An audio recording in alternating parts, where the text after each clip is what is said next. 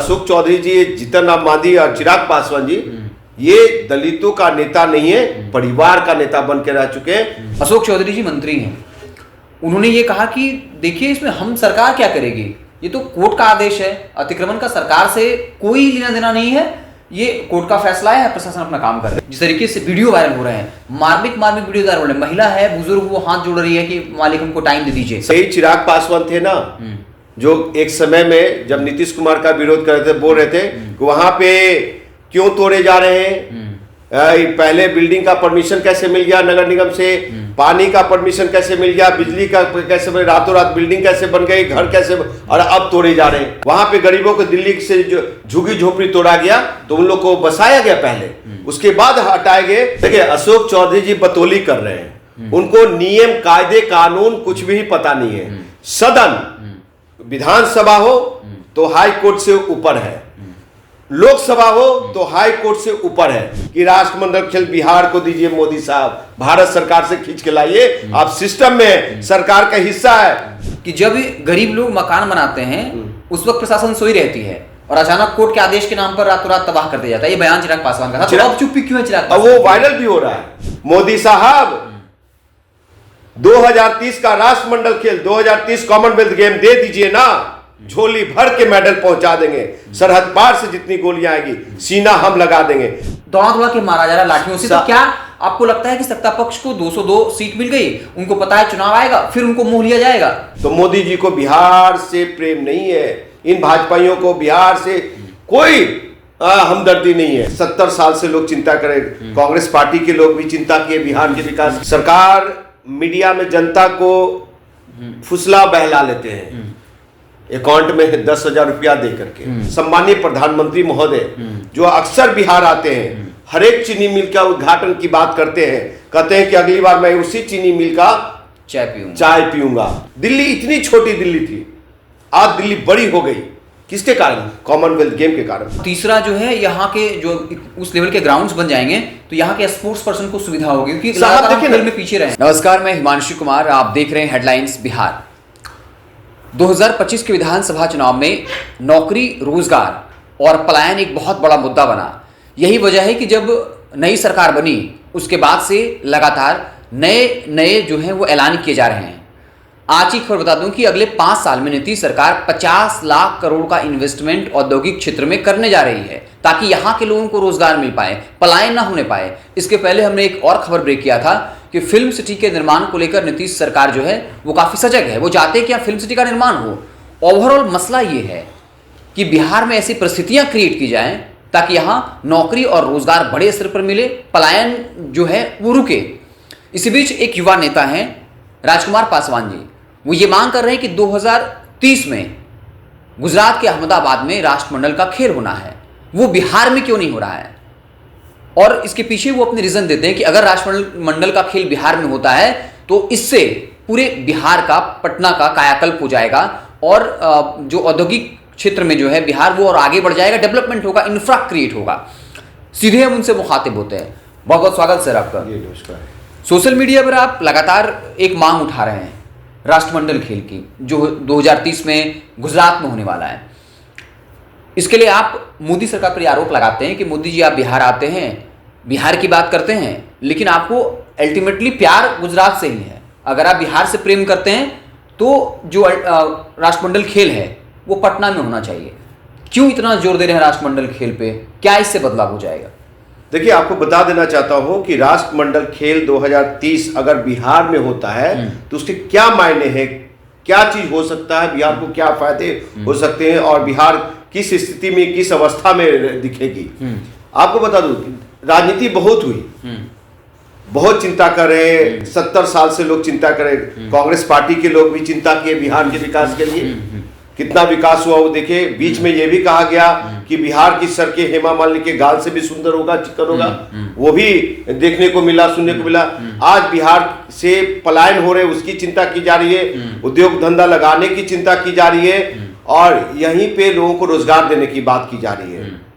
बिहार की विकास हो रही है, बंद पड़े चीनी मिल, सूत फैक्ट्री, ना जाने क्या क्या चीज की बातें हो रही है। इतने 1000 करोड़ लाखों करोड़ की बात हो रही है। जी, आज ही जायसवाल जी का बयान है वो कह रहे थे कि जिस तरीके से सीआईएसएफ का निर्माण हुआ, इसे बिहार में उसी तर्ज पर निर्माण होगा, ताकि जो फैक्ट्री आएंगी, जो औद्योगिक क्षेत्र होगा, उनके लिए पुलिस बल तैनात रहे। तो इस तरीके सरकार सजग तो है रोजगार क्रिएट करने के लिए। देखिए, सरकार सदन में चिकनी चुपड़ी बातें कर लेते हैं, सरकार मीडिया में जनता को फुसला बहला लेते हैं अकाउंट में 10,000 रुपया दे करके, लेकिन जब विकास की बारी आती है तो उसमें बैकफुट पे। अगर इन भाजपाइयों को जो सदन में अभी बड़े प्रचंड बहुमत के साथ बैठे, मैं विरोध नहीं कर रहा हूं भाजपाइयों को, मैं गलत शब्द नहीं कर रहा हूं, चिंता है वाकई में बीजेपी के लोगों को, सम्राट चौधरी जी को, ये बिहार के मुख्यमंत्री नीतीश कुमार जी को भी, क्योंकि मुखिया हैं, और सबसे बड़ा हमारा देश के सम्मानीय प्रधानमंत्री महोदय जो अक्सर बिहार आते हैं, हर एक चीनी मिल का उद्घाटन की बात करते हैं, कहते हैं कि अगली बार मैं उसी चीनी मिल का चाय पीऊंगा। तो अब वो समय आ गया है साहब, देश अगुवाई कर रही है राष्ट्रमंडल खेल का, और वो राष्ट्रमंडल खेल कहां होने? गुजरात के अहमदाबाद में। साहब, मोदी साहब को मालूम नहीं है कि गुजरात तो ऑलरेडी अंग्रेजों के जमाने से, अंग्रेजों के शासन काल से पहले से बिजनेस हब रहा है। ये बिजनेस हब तो वो गुजरात तो ऑलरेडी विकसित है। मैं कॉमनवेल्थ गेम में काम किया हूं, मैं वहां अभियंता इंजीनियर रहा हूं 2010 के कॉमनवेल्थ गेम में, जो दिल्ली में हुई। दिल्ली इतनी छोटी दिल्ली थी, आज दिल्ली बड़ी हो गई। किसके कारण? कॉमनवेल्थ गेम के कारण। आपको बता दूं कि कॉमनवेल्थ गेम के क्या क्या फायदे हैं, क्या क्या मायने हुए। राष्ट्रमंडल खेल होने से, अगर बिहार को राष्ट्रमंडल खेल की अगुवाई के लिए देश के सम्मानीय प्रधानमंत्री महोदय जी देते हैं, भारत सरकार देती है, तो आपको बता दूं कि यहाँ का इंफ्रास्ट्रक्चर बेहतर होगा।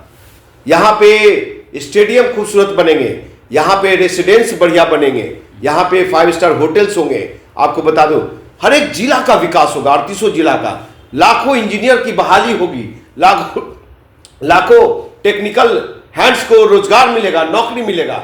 आपको बता दूं उद्योग धंधे लगाए जाएंगे, और ये स्टेडियम वर्ल्ड क्लास का स्टेडियम बनेगा। और आपको बता दूं कि जो अनपढ़ भी हमारे बिहार के जो मजदूर लोग बाहर जा रहे हैं, तो उसके डबल रेट में उनको रोजगार नौकरी मिलेगा साहब, ज्यादा से ज्यादा पैसा देकर। आपको बता दूं कि कॉमनवेल्थ गेम खत्म होने के बाद भी ग्राउंड को के मेंटेनेंस के लिए, ग्राउंड को रख रखाव के लिए फॉरेन फंडिंग आती है, पैसे आते हैं। आप ये करें कि अगर स्टेडियम बनते हैं इंटरनेशनल लेवल के, तो विदेश से इसके लिए फंड आता है। जी हाँ, हाँ हाँ बिल्कुल। और आप ये करें कि उसके बदले रख रखाव में जो बिहार के लोग, उनको ही रोजगार मिलेगा। हाँ, रख रखाव के लिए उनको, ग्राउंडमैन को, ये टेक्नीशियन को, इंजीनियर का बाकायदे ऑफिस होगा। हमारा ऑफिस था कॉमनवेल्थ गेम में, और अभी तक है। मैं तो नौकरी छोड़ चुका हूं। तो बहुत विकास हुआ। विकास उस स्टेट का कैसे होता है? दिल्ली में हुआ Commonwealth game 2010 Commonwealth game Delhi में हुई, तो हरियाणा का देहाती क्षेत्र डेवलप कर गया, फरीदाबाद का देहाती क्षेत्र डेवलप कर गया, उत्तर प्रदेश का गाजियाबाद देहाती क्षेत्र डेवलप कर गया। आज देखिए करोड़ों का जमीन है 100 गज लेने जाए तो करोड़ों रुपया मिलता है। वहां पे रोड सड़क देखिए क्या विकसित हो गए। तो इस तरह से अगर वाकई में लोग बिहार का विकास, नहीं तो मोदी जी को बिहार से फिर अगर नहीं देते कॉमनवेल्थ गेम, तो मोदी जी को बिहार से प्रेम नहीं है, इन भाजपाइयों को बिहार से कोई हमदर्दी नहीं है। फिर तो मोदी जी को और मोटा भाई को गुजरात से ही प्रेम है। नहीं तो मोदी जी आए थे लोग विधानसभा चुनाव में, वो तो कह रहे हैं भाई कि बिहार तभी आगे बढ़ेगा जब डबल इंजन की सरकार होगी, केंद्र में मोदी जी की सरकार और यहाँ पर नीतीश की सरकार। और वो दावा कर रहे हैं, आज की खबर मैंने आपको बताया कि 50 लाख करोड़ का इन्वेस्टमेंट होने जा रहा है, तो औद्योगिक क्षेत्र का विकास होगा। ये 50 लाख का इन्वेस्टमेंट क्या है? ऊपर से चलते हैं 50 लाख करोड़, और यहाँ हजार करोड़ में सिमट जाते हैं, समझे? डीएम कलेक्टर तक जाते नीचे सारा पैसा का बंदर बांट। आपको नहीं लगता कि पटना में इंफ्रा नहीं है हमारे यहाँ, तो फिर कैसे कॉमनवेल्थ गेम होगा? सारी जल्दी व्यवस्था कर पाएगा बिहार? सर, सरकार सारी सेटअप, उतना पैसा आता है कॉमनवेल्थ गेम में कि सारे इंफ्रास्ट्रक्चर को बेहतर करने के लिए बहुत पैसे आते हैं, अकूत पैसा आता है।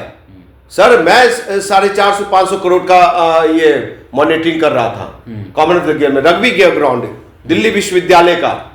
साहब ऐसा नहीं है, सब चीजें बिहार में है, और यहाँ कॉमनवेल्थ है। अगर कॉमनवेल्थ गेम नहीं अगर यहाँ दिया जाता है, नरेंद्र मोदी साहब नहीं देते हैं, तो मैं लगातार इसका अभियान के रूप में चलाऊंगा और नरेंद्र मोदी साहब से पूरे बिहारी लोग एक साथ मांग करेंगे कि राष्ट्रमंडल खेल बिहार को दो, गुजरात को नहीं। गुजरात ऑलरेडी क्योटो जापान है, गुजरात ऑलरेडी बेहतर है, वहां पे ये IIBM है साहब, इतनी बड़ी इंस्टीट्यूशन है जहां पे लोग मास्टर डिग्री MBA करते हैं, पढ़ते हैं, इंजीनियरिंग कॉलेज है, रिसर्च सेंटर है, क्या नहीं है गुजरात में। तो आप उस गुजरात मॉडल पे, देश के सम्मानीय प्रधानमंत्री जी, उस गुजरात मॉडल पे आप देश का प्रधानमंत्री बन गए साहब, बता करके कि गुजरात इतना डेवलप किया मेरे नेतृत्व में, तो साहब बिहार को क्यों नहीं?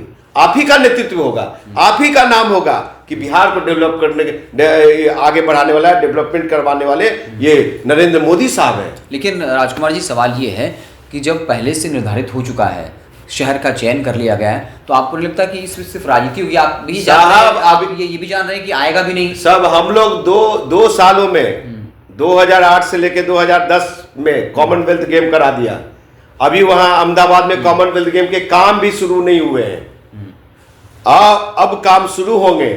तो काम शुरू करना है तो भैया बिहार में करवाओ, सारे जिला का कायाकल्प हो जाएगा, पूरा पटना क्योटो जापान दिखेगा। आप क्योटो जापान की कितना का फंड आता है? आप जो कहते हो कॉमनवेल्थ जो गेम होता है उसके लिए राज्य सरकार में खर्च होता है, उसका बजट कितना होता है? मैंने क्या कहा, एक छोटी सी यूनिट जहां मैं मॉनिटरिंग कर रहा था, जहां का मैं इंचार्ज था, वहां पे करीब 600 करोड़ आए थे। मतलब हजारों करोड़ों का फंड, लाखों लाख करोड़ आते हैं साहब, लाखों लाख करोड़। जी हाँ, वो भारत सरकार का ही फंड नहीं होता, फॉरेन फंडिंग होती है, वो स्पोर्ट्स अथॉरिटी ऑफ इंडिया का फंड होता है, वो ये international sports authority of India का फंड होता है, USA, ऑस्ट्रेलिया, अमेरिका, उन सब वहां के लोग आते हैं। तो आप ये कह रहे हैं कि अगर ये एक तो है कि लाखों करोड़ का फंड आएगा, दूसरा इंफ्रा डेवलप होगा, बिल्कुल, और तीसरा जो है यहाँ के जो उस लेवल के ग्राउंड्स बन जाएंगे तो यहाँ के स्पोर्ट्स पर्सन को सुविधा होगी, क्योंकि साहब देखिए खेल में पीछे रहे। साहब देखिए ना, आप क्रिकेट में पीछे हैं, रग्बी में पीछे है, कबड्डी में पीछे है बिहार,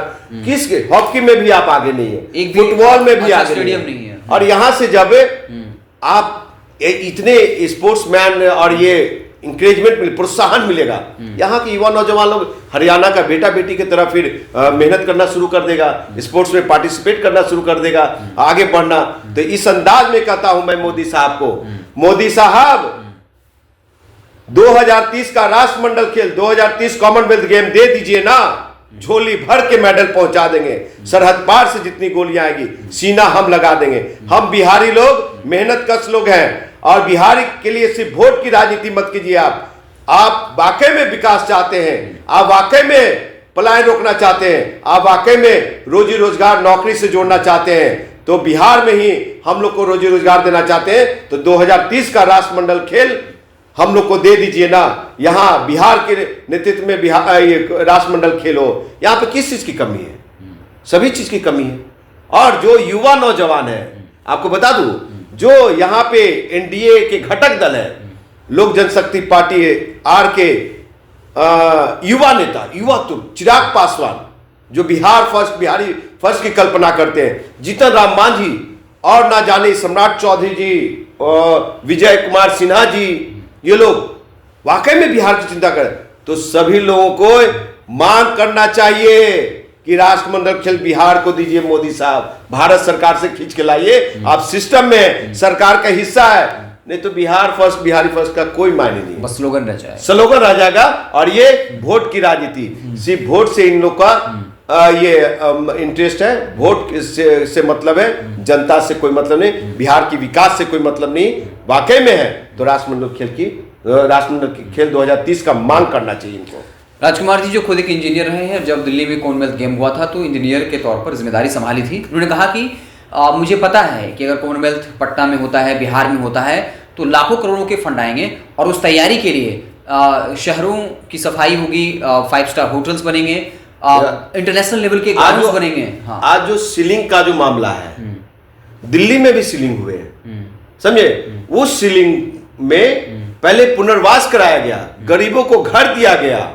आप चले जाइए ये हरियाणा बॉर्डर पे, वहां पे गरीबों को दिल्ली से जो झुग्गी झोपड़ी तोड़ा गया तो उन लोग को बसाया गया पहले, उसके बाद हटाए गए। कॉमनवेल्थ गेम की हिस्सा बता रहा हूँ। अब बाकायदा बाज़ाब्ता मुआवजा भी उन लोग को मकान तोड़े गए तो मुआवजा दिए गए, मुआवजा के साथ साथ उनको आवास दिया गया, प्लानिंग के तहत, और सारे प्लानिंग के तहत। तो साहब आप यहाँ पे सीलिंग कर रहे हो, तोड़ रहे हैं, हाईकोर्ट ये क्यों नहीं पूछते हैं? नहीं, इस पे अतिक्रमण पे मैं सवाल पूछ लेता हूँ।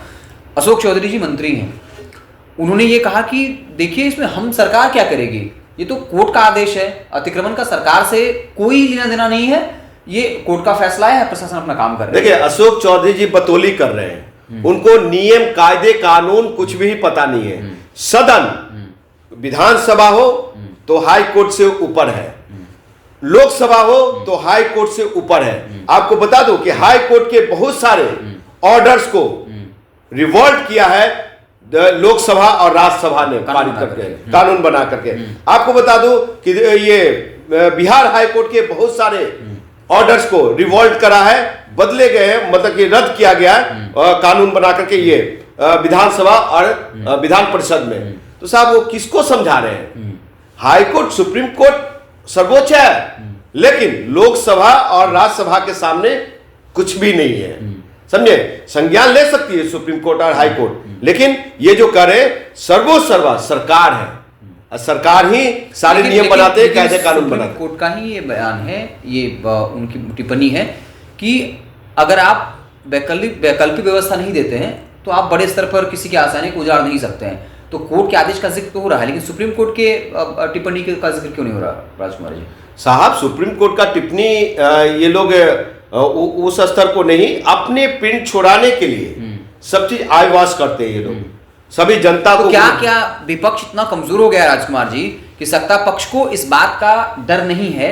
जिस तरीके से वीडियो वायरल हो रहे हैं, मार्मिक वीडियो वायरल हो रहे हैं, महिला है, बुजुर्ग, वो हाथ जोड़ रही है कि मालिक हमको टाइम दे दीजिए। साहब इस समय में दौड़ा के मारा जा रहा है लाठियों से। तो क्या आपको लगता है कि सत्ता पक्ष को 202 सीट मिल गई, उनको पता है चुनाव आएगा, फिर उनको मोह लिया जाएगा, या विपक्ष बहुत कमजोर हो गई है? साहब यही चिराग पासवान थे ना, जो एक समय में जब नीतीश कुमार का विरोध कर रहे थे, बोल रहे थे कि वहां पे क्यों तोड़े जा रहे हैं, पहले बिल्डिंग का परमिशन कैसे मिल गया नगर निगम से, पानी का परमिशन कैसे मिल गया, बिजली का कैसे, रातों रात बिल्डिंग कैसे बन गई, घर कैसे, और अब तोड़े जा रहे हैं। अक्षर से उनका ये बयान था कि जब गरीब लोग मकान बनाते हैं उस वक्त प्रशासन सोई रहती है और अचानक कोर्ट के आदेश के नाम पर रातों रात तबाह कर दिया जाता है। ये बयान चिराग पासवान का था। तो अब चुप्पी क्यों है चिराग? अब वो वायरल भी हो रहा है, और इसलिए वायरल किए गए कि वो ये सिंपैथी चिराग पासवान को मिल जाए कि वो बात कह रहे हैं। ये पुरानी वीडियो है साहब। चिराग पासवान वाकई में हमदर्दी हैं तो बात कीजिए ना आप नरेंद्र दामोदर मोदी साहब से कि गरीबों का क्यों, अगर हाई कोर्ट का ऑर्डर है तो क्या कहते हैं, लोकसभा और विधानसभा, विधान परिषद और राज्यसभा में मिलकर के रिवॉल्व करवाओ ना, रद्द करवाओ ना, क्यों नहीं रद्द करवा रहे? लेकिन ये भी कहना सकता पक्ष का कि भाई इस तरह के घरों के होने की वजह से शहरों में ट्रैफिक जाम हो रहा है, तो दिक्कत तो आम जनता को भी हो रही है। उनका ये बयान है, तो अतिक्रमण हटना चाहिए। क्या सोल्यूशन होना चाहिए, आपको क्या लगता है? साहब ट्रैफिक जाम होता है, ट्रैफिक रोड के किनारे होता है या ये गरीबों का घर जो पक्का का बना हुआ उससे होता है? ट्रैफिक जाम की समस्या है तो पहले आप तोड़िए, लेकिन उसका पुनर्वास करवाइए, पहले उसको घर दीजिए, घर के बदले घर दीजिए, तब जाकर के होगा। हम लोग तो इतना बात करते हैं, लाठी खाते हैं, रोड पे आते हैं, सड़कों पे आते हैं, फिर भी ये लोग तो वोट लेके चले जाते हैं साहब। तो इसलिए ये सुप्रीम कोर्ट और अशोक चौधरी जी, जीतन राम मांझी और चिराग पासवान जी, ये दलितों का नेता नहीं है, परिवार का नेता बन के रह चुके हैं। उनके लिए चिंता नहीं करते हैं जिनके घर टूट रहे हैं, समझे? उनके लिए चिंता नहीं करें जिनके घर टूट रहे हैं। ये अपने भांजा भांजी को, जीजा को और बहनोई को, दामाद को, बेटी को आगे बढ़ाने की चिंता है इनको, और इसी पे राजनीति कर रहे हैं। चलिए, शपथ ग्रहण के सप्ताह भर के भीतर 220 विधायकों को आलीशान बंगला अलॉट कर दिया गया, लेकिन कड़कड़ाते ठंड में सैकड़ों ऐसे दलित परिवार के लोग हैं, गरीब परिवार के लोग हैं, जिनके घरों पर बुलडोजर चल रहा है, और वो कह रहे हैं कि अतिक्रमण है तो हटेगा ना जी। लेकिन सवाल तो मानवता का भी है कि कड़कड़ाती ठंड है, एक तरफ सरकार एम्बेसडर बनाकर उद्घाटन कर रही है, दूसरी तरफ जो है वो गरीबों को बेघर कर रही है बिना वैकल्पिक व्यवस्था किए हुए।